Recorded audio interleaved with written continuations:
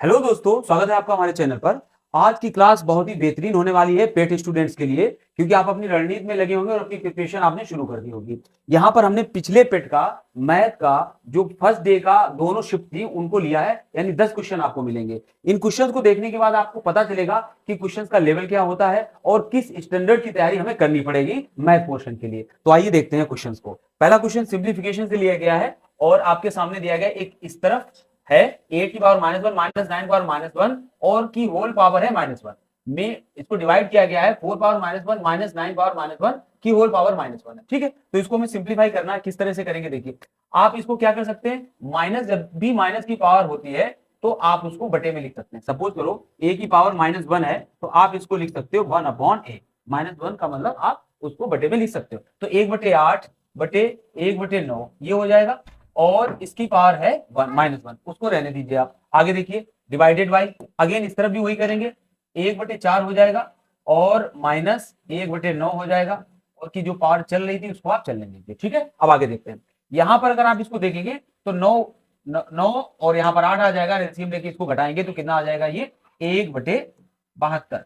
ठीक है, की पावर -1 डिवाइडेड बाई, और ये कितना हो जाएगा 9 और उधर 4 यानी 5, तो 5 बटे और 9 चौक 36, और इसकी भी पावर कितनी चल रही थी, -1। ठीक है, तो इस तरह से अगर आप, अब यहां पर भी माइनस पावर है तो आप इसको भी क्या कर सकते हैं, जैसे a/b की पावर अगर -1 लिखा हो तो आप इसको लिख सकते हैं b/a। इस माइनस की पावर को हटाने के लिए आपको क्या करना पड़ेगा, अंश को हर और हर को अंश यानी भिन्न को पलटना पड़ेगा। तो वही यहां पर हो जाएगा 72 और डिवाइडेड बाई 36/5।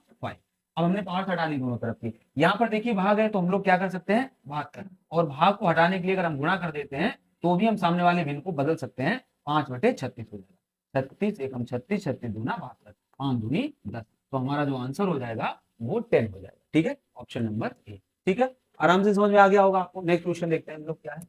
अगला क्वेश्चन है, x के किस मान के लिए कथन x/21 मल्टीप्लाई बाई x/189 बराबर 1 होगा, ये दिया गया है।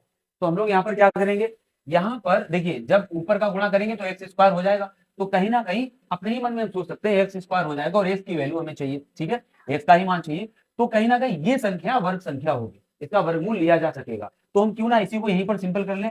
21 क्या है, 7 21, और अगर 189 को देखेंगे तो ये 9 से काट दीजिए आप, 9 एकम 9 और 9 दूनी 18 और 9 एकम 9, तो यहाँ पर 7 3 आ गया, यहाँ 9 और 21 आ गया। अब इसमें देखिए अब क्या हो जाएगा, ये वैसे अगर देखा जाए तो ऊपर एक्स स्क्वायर हो गया, ऊपर तो एक्स स्क्वायर हो गया, नीचे ये जितनी भी है ये सब उस तरफ चला जाएगा। ये जो बटे की राशि है ये कहां से ली जाएगी, वहां पर, तो ये यहाँ पर अगर आ जाएगा तो 7 × 3 × 9 और इंटू, आप इसको भी कर सकते हैं 3 × 7। ठीक है, तो देखिए अब आप वर्गमूल ले लीजिए। एक्स बराबर क्या हो जाएगा, 7 2 बार है तो 7, 3 2 बार है तो 3, और 9 है तो यहाँ भी 3, तो कितना मान हो जाएगा, 3 3 9 और 9 7 63, यानी एक्स का मान यहाँ पर कितना रहा होगा, 63 रहा होगा। एक्स का मान 63 रहा होगा।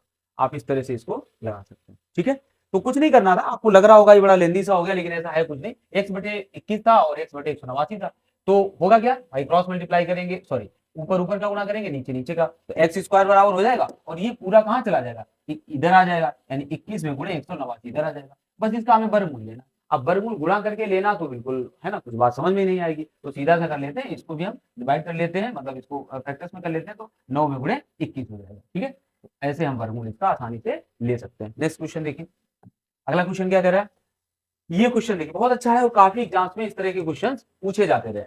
तो 1/9 प्लस 1/6 1/12 ऐसे करके दिया गया है और हमें इसको सरल करना है। ठीक है, सिंप्लीफिकेशन का ही क्वेश्चन, इसको सरल करना है। तो देखिए 1/6 1/12 1/20, इसमें जब आप देखेंगे तो यहाँ पर आपको मिलेगा 2 3 6, और 12 में मिलेगा चौक 12, और इसमें 4 पंचे 20, और 5 छठा 30, और 6 7 42, और 7 8 56, और 8 9 72, 9 यहाँ पर 8 9 72। इस तरह से आप इसको कर सकते हो, इसको नहीं तोड़ेंगे तो इसको एज इट इज हम लोग यहाँ पर इसको उतार लेंगे, क्या हो जाएगा 1/9। ठीक है, अब देखिए आप प्लस का चिन्ह लगा दीजिए।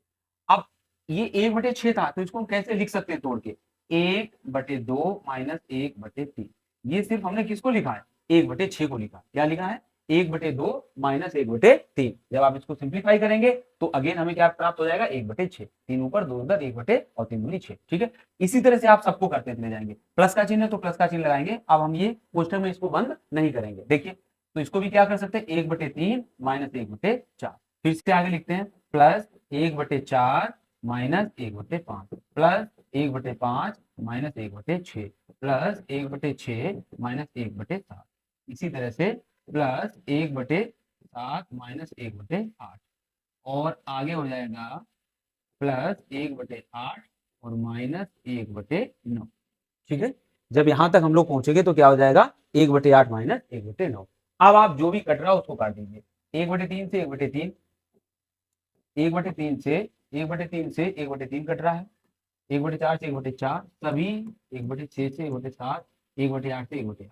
और यहाँ देखिए 1/9 से, और ये लास्ट वाला माइनस वाला 1/9 कट रहा है। हमारे पास जो बचा है वो क्या बचा है, 1/2। तो यही हमारा आंसर हो जाएगा 1/2, 1/2। ठीक है, तो इस तरह का जो क्वेश्चन आए और हमें जोड़ने के लिए कहा जा रहा है, सिंप्लीफाई करने के लिए कहा जा रहा है, तो हम सभी देख के जान सकते हैं कि इसको जोड़ना तो रहेगा नहीं। भाई कोई पागल ही होगा जो इतना बड़ा जोड़ने के लिए हमसे कहेगा, और हम क्यों ही जोड़ेंगे इतनी बड़ी संख्या को। तो कहीं ना कहीं कुछ ना कुछ सिंप्लीफिकेशन करने के लिए इसमें दिया गया होगा, जिसको हम आराम से अगर थोड़ी सी प्रैक्टिस करेंगे तो ऐसे क्वेश्चन आराम से लगा लेते हैं। आप किसी भी बुक में देखेंगे ये क्वेश्चन आपको मिलेगा। नेक्स्ट क्वेश्चन क्या है, गीता की राय में उसका वजन 55 किलोग्राम से अधिक, 55 से अधिक। हाँ, इसको थोड़ा सा अच्छे से हम लोग कर लेते हैं।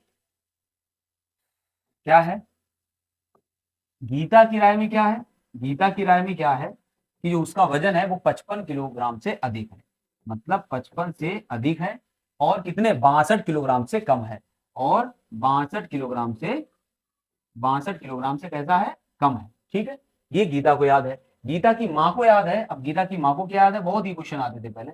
गीता की माँ को क्या याद है, सहमत नहीं है, मतलब इस बात से वो सहमत नहीं है कि जो तुम बता रही हो ये सही है, ऐसी इस बात से वो सहमत नहीं। तो वो क्या कह रही है, और वह सोचती है कि गीता का वजन 50 किलोग्राम से ज्यादा है। वो कह रही है कि गीता तुम्हारा जो वजन है वो 50 से तो ज्यादा है, 50 से अधिक है, लेकिन 60 किलोग्राम से कम है। लेकिन किससे कम है, 60 किलो से कम है, ये गीता की माँ कहती है।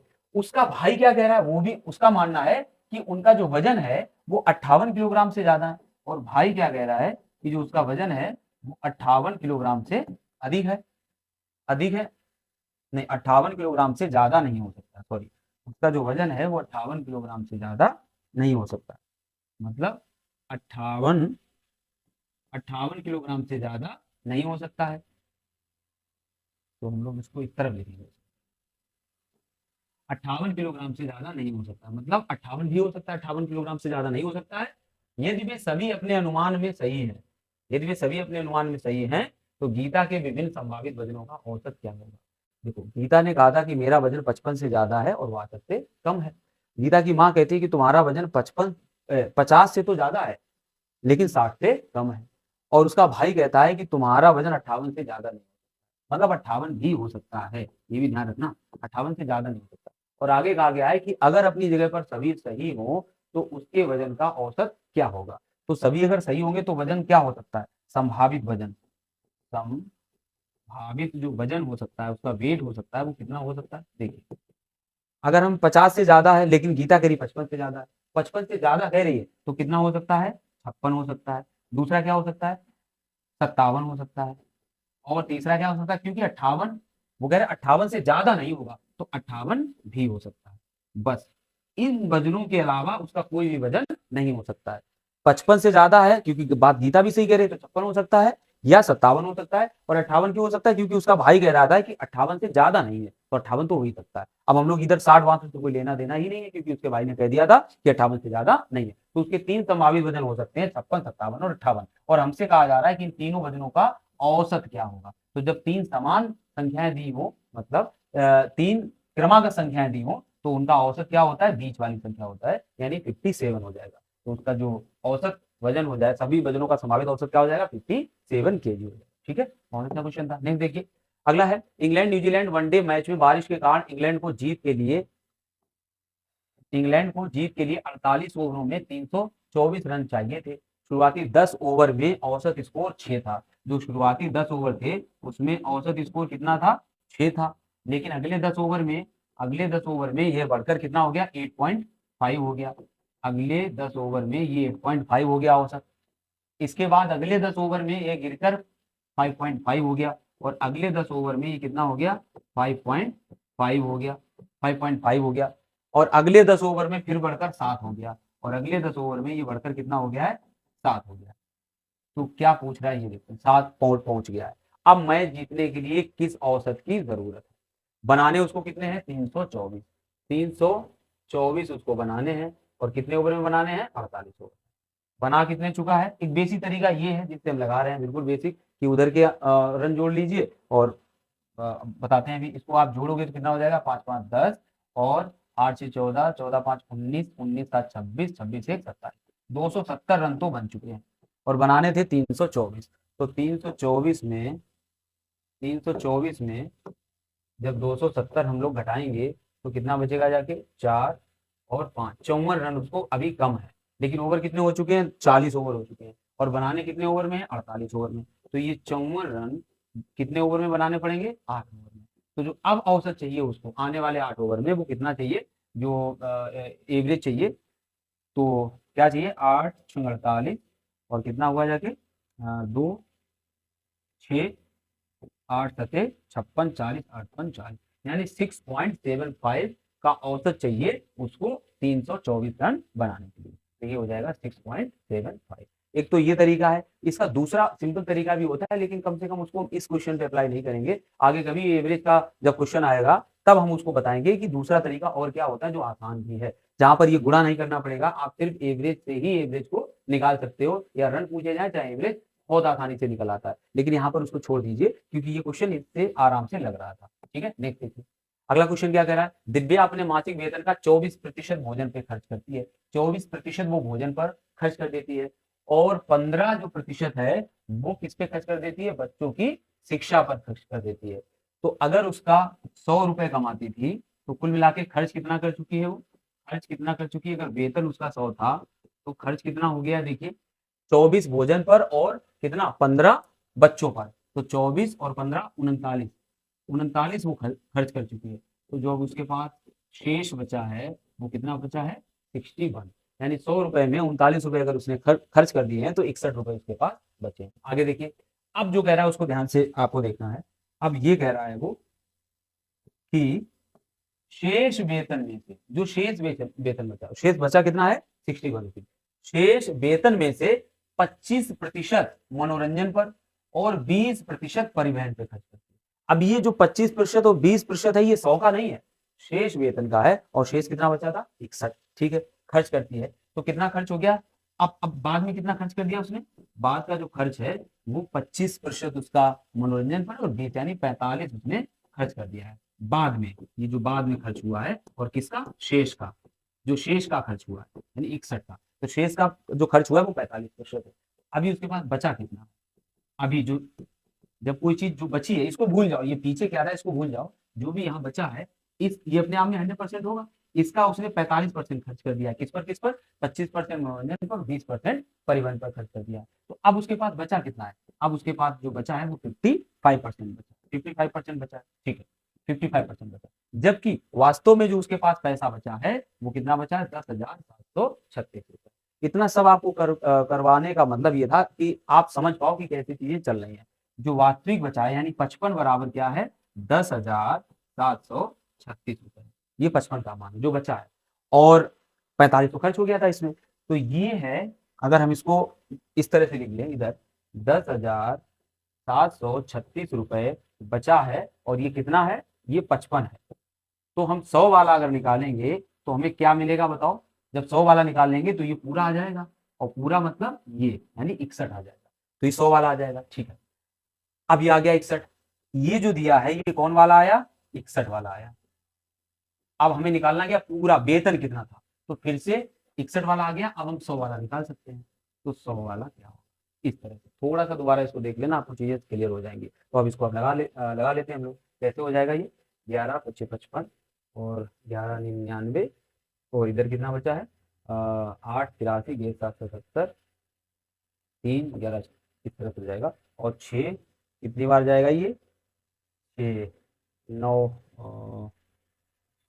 16 एकम 16, 16 46, 16 बार जाएगा। कितनी बार जाएगा? 61 को काटेंगे तो 16 बार, 16 ऊपर हो गया, 5 नीचे हो गया, 5 से और काट दीजिए 100 को तो 20 हो गया। तो कितना हो जाएगा? 1600 और 16 16 ऊपर आ गया और 100 नीचे 20, 16 दूनी 32, 16 दूनी 32 और 3 जीरो, यानी जो उसका वेतन रहा होगा वो कितने रुपए रहा होगा? 32,000 रुपए रहा होगा, 32,000 रुपए। ठीक है, एक सेकंड में फिर से देख लीजिए। माना वेतन 100 था, उसने दो तरह से खर्च कर दिया, भोजन पर 24 और 15 परिवहन पर, शायद बच्चों की शिक्षा पर, तो 39 खर्च हो गया, 61 बचा। ठीक है, अब जो बचा है उसका उसने 45% और खर्च कर दिया है, तो जो बचे में से 45 कर दिया है, तो अब उसके पास कितना बचे में से कितना बचा है? 55।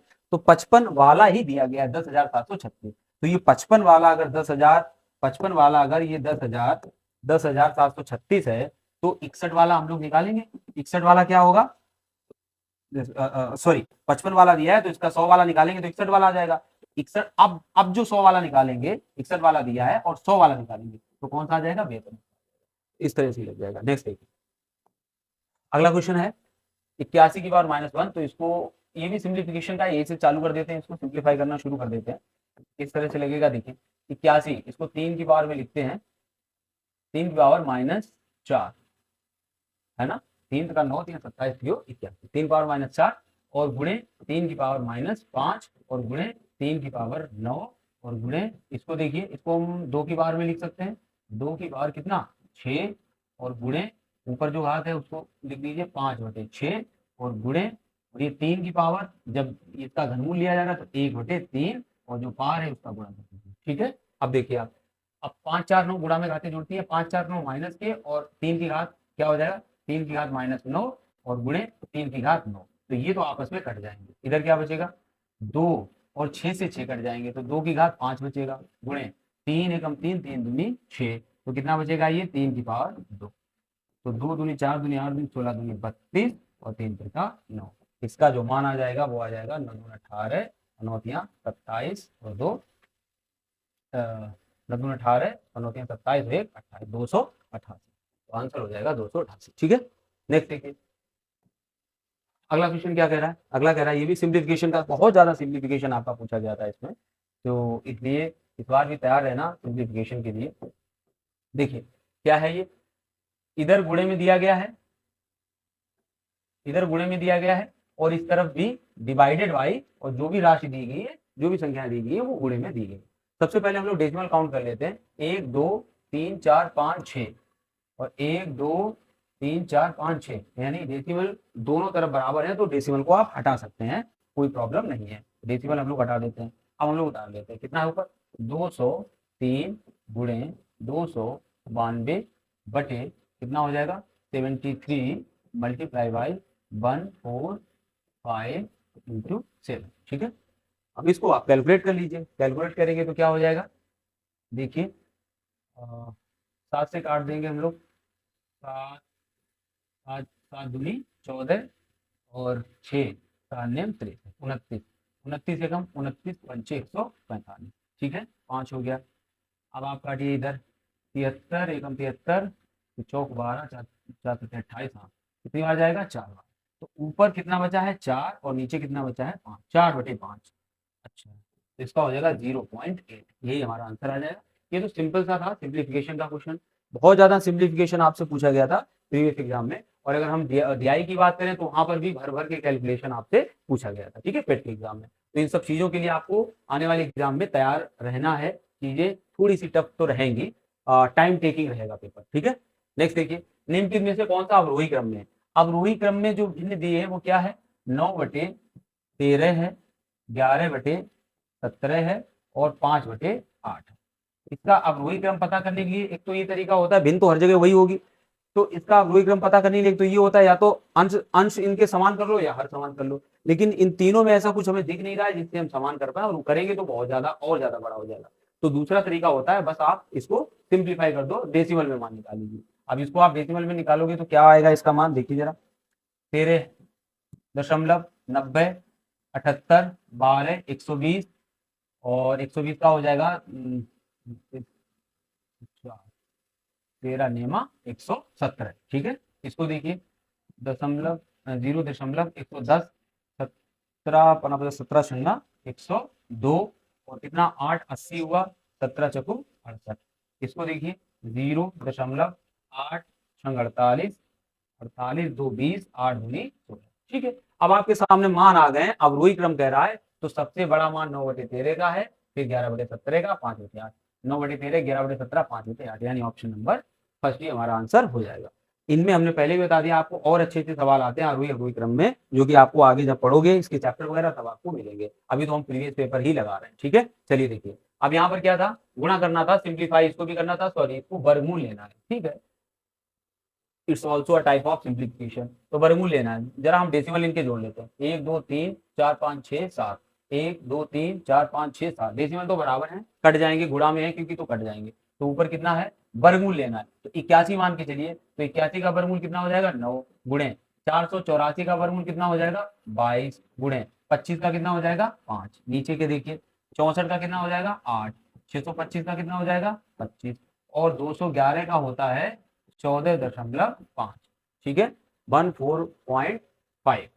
आगे देखिए इसको हम लोग काट लेते हैं, 5 पचम 25 और 2 चाकू 8 2 11 11 का करेंगे 99 और 4 पंचे 20, वो दशमलव चली जाएगी और 145 दूना 290 ये आ जाएगा हमारा। तो इसको जब सिंप्लीफाई आप करेंगे तो देख लीजिए 0.990 हो जाएगा। कितनी बार जाएगा, लगभग 300 है तो 3 बार जाएगा, तो जो भी 3 में ऑप्शन हो वही हमारा उत्तर हो जाएगा। ठीक है, तो इस तरह से आपको देखने में लग रहा होगा बड़ा है, लेकिन जरा से सेकंड में ही लग गया क्वेश्चन। बस ऐसे ही हम लोगों को क्वेश्चन को ऐसे अटेम्प्ट करना है। तो ये आपके 10 क्वेश्चन थे जो आपके प्रीवियस एग्जाम पेट में फर्स्ट डे दोनों शिफ्ट के थे। इसी तरह के आगे की शिफ्ट के जो पेपर है नेक्स्ट डे के, वो आपको कराएंगे अगले वीडियो में, और इसके बाद हम आपकी प्रैक्टिस और मैथ्स के जो भी चैप्टर्स हैं इंपॉर्टेंट उनको आपको कराएंगे जो सिलेबस में है। हमसे जुड़े रहिए। डीआई के क्लासेज और इंग्लिश के क्लासेज आपको चैनल पे पहले से पिछली साल के भी पढ़े हैं, इंग्लिश इस साल की शुरू हो चुकी है और डीआई भी बहुत जल्द शुरू हो जाएगी। ठीक है, तो थैंक यू फॉर वॉचिंग।